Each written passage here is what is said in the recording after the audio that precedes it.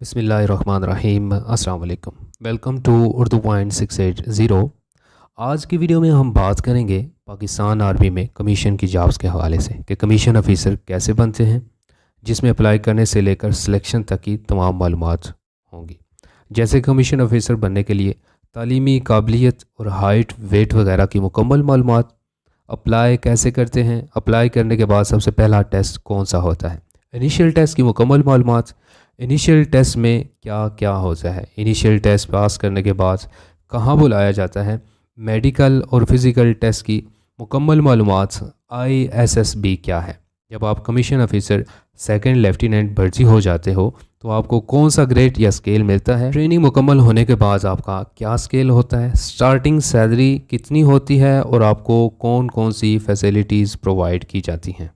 मज़ीद इसके अलावा सेकंड लेफ्टिनेंट भर्ती होने के हवाले से तमाम तफसीलात आपके साथ इस वीडियो में शेयर की जाएंगी, इसलिए वीडियो को मुकम्मल देख लीजिएगा ताकि पाकिस्तान आर्मी में कमीशन ऑफिसर भर्ती होने के हवाले से तमाम स्टेप्स को आप बखूबी समझ सकें।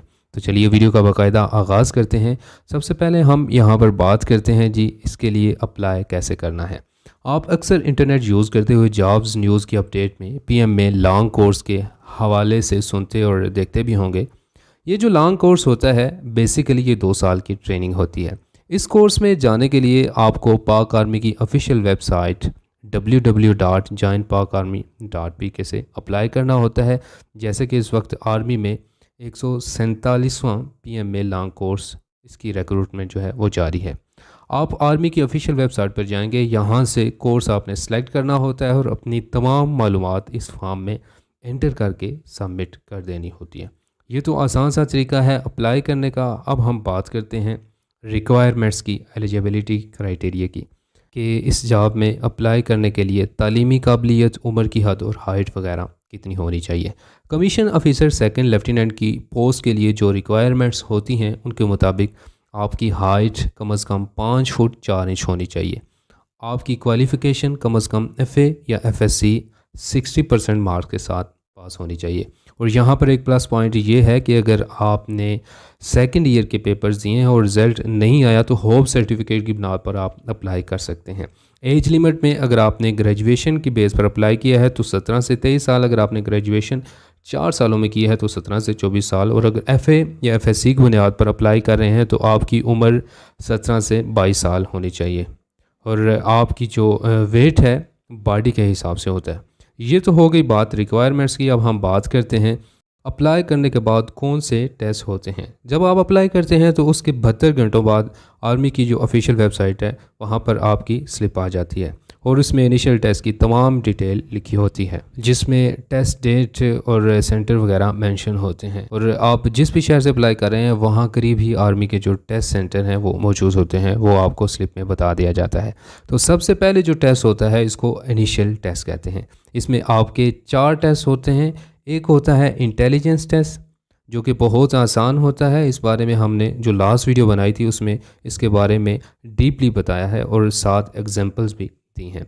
इस टेस्ट का मकसद आपकी डिसीजन पावर को चेक करना और आपका IQ लेवल जांचना होता है। किसी भी फोर्स में सबसे अहम चीज़ जो होती है वो डिसीजन पावर होती है, और वो इसलिए कि खुदा न ख्वास्ता अगर किसी भी वक्त जंगी हालात बन जाएं तो ऐसे बंदे की ज़रूरत होती है जो सही फ़ैसला करते हुए अपने जवानों को बचा सके, कम से कम एम्यूनेशन और असलाह का इस्तेमाल करे और दुश्मन पर गालिब भी आ जाए। ऐसा काम वही कर सकता है जो हाजिर दिमाग शख्स होता है और उसका IQ लेवल हाई होता है। यही वजह है कि आपसे इस टेस्ट में ज़्यादा से ज़्यादा इंटेलिजेंस क्वेश्चन पूछे जाते हैं। इसके अलावा दूसरा test verbal non verbal test होता है। इसमें मुख्तलिफ़ किस्म के सवालात होते हैं, इनको भी आप इंटेलिजेंस क्वेश्चन कह सकते हैं। मिसाल के तौर पर complete the series, choose different from the rest, और कुछ पिक्चर्स होती हैं उनमें से मुख्तलिफ इमेज सेलेक्ट करना होता है वगैरह वगैरह।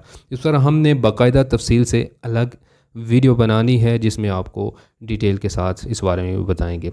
तीसरा टेस्ट जो होता है उसे एकेडमिक टेस्ट कहते हैं। इस टेस्ट में आपने जो कुछ पढ़ा होता है मैट्रिक FSC में इसमें से सवालात आते हैं। पाक study, Islamic study, chemistry, bio, mathematics वगैरह के छोटे छोटे फार्मूले ये तमाम MCQs में ही वहाँ पर ऐड कर दिए जाते हैं।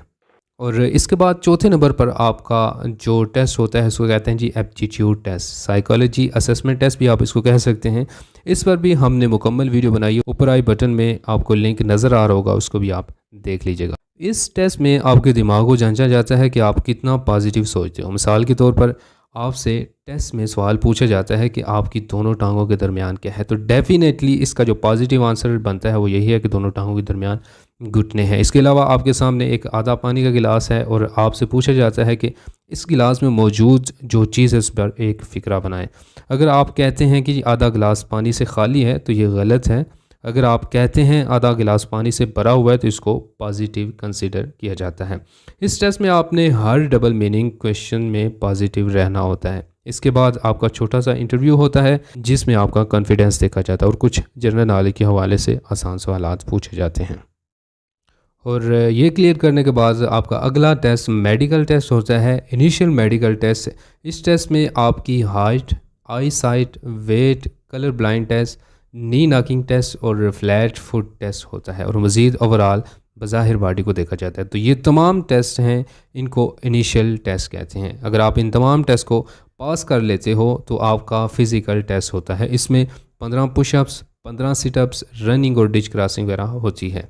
पुशअप सिटअप्स में आपको 2-2 मिनट का टाइम दिया जाता है और रनिंग के लिए आपको 8 मिनट का टाइम दिया जाता है। उसमें गालबन आपने 1.5 माइल जो रनिंग है वो क्लियर करनी होती है। अगर आप ये टेस्ट भी क्लियर कर लेते हो तो आपको ISSB की तरफ से कॉल लेटर आ जाता है। अब ये ISSB क्या है? ISSB inter services selection board. ये बोर्ड होता है जिसमें आप इनिशियल टेस्ट पास करने के बाद जाते हो। इस बोर्ड को लेफ्टिनेंट कर्नल हेड कर रहा होता है, मतलब इंचार्ज होता है, और उसके नीचे 2 मेजर, 2 कैप्टन और इनके नीचे 2 JCO यानी कि जूनियर कमीशन ऑफिसर होते हैं। ये बोर्ड होता है 8 आर्मी ऑफिसर्स का जो आप लोगों से मुख्तलिफ टेस्ट लेते हैं। आप लोग जब इनिशियल टेस्ट क्लियर करके ISSB में जाते हो तो वहाँ आपको 4 दिन के लिए रखा जाता है और इन 4 दिनों में आपसे मुख्तलिफ टेस्ट लिए जाते हैं। इन तमाम टेस्ट की डिटेल अगर आप हमारा चैनल विज़िट करें तो आपको मिल जाएगी। जब आप ये तमाम टेस्ट पास कर लेते हैं तो आपको कमीशन ऑफिसर के लिए रिकमेंडेड किया जाता है। अगर आपको रिकमेंडेड कर दिया गया है तो इसका मतलब यही होता है कि आपकी सिलेक्शन हो गई है। सिलेक्शन होने के बाद आपका जो स्केल होता है वो 15 होता है।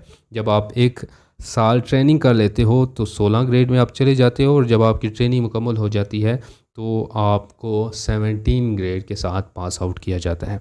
तब आपकी यूनिफॉर्म पर 2 पिप्स होते हैं। जब आपकी सर्विस मज़ीद 1 साल हो जाती है, आपकी सर्विस 3 साल हो जाती है तो आपको कैप्टन का रैंक दे दिया जाता है। तो आपके 3 पिप्स हो जाते हैं यानी कि आप कैप्टन हो जाते हो। तो ये तो तमाम सफ़र है अप्लाई से कैप्टन तक का। अब हम बात करते हैं जी सैलरी और सहूलियात की। तो सैलरी की बात की जाए तो 2020 में बेसिक सैलरी 41,000 से स्टार्ट होती है और मज़ीद इसमें कुछ special allowances, hard area allowances, ad hoc relief allowances और मेडिकल अलाउंसेस शामिल करके जो कुल सैलरी बनती है वो 50+ हो जाती है। और आपकी सैलरी में से कुछ डिडक्शंस भी होती हैं जैसे कि मेडिकल अलाउंस और मेस कटिंग वगैरह।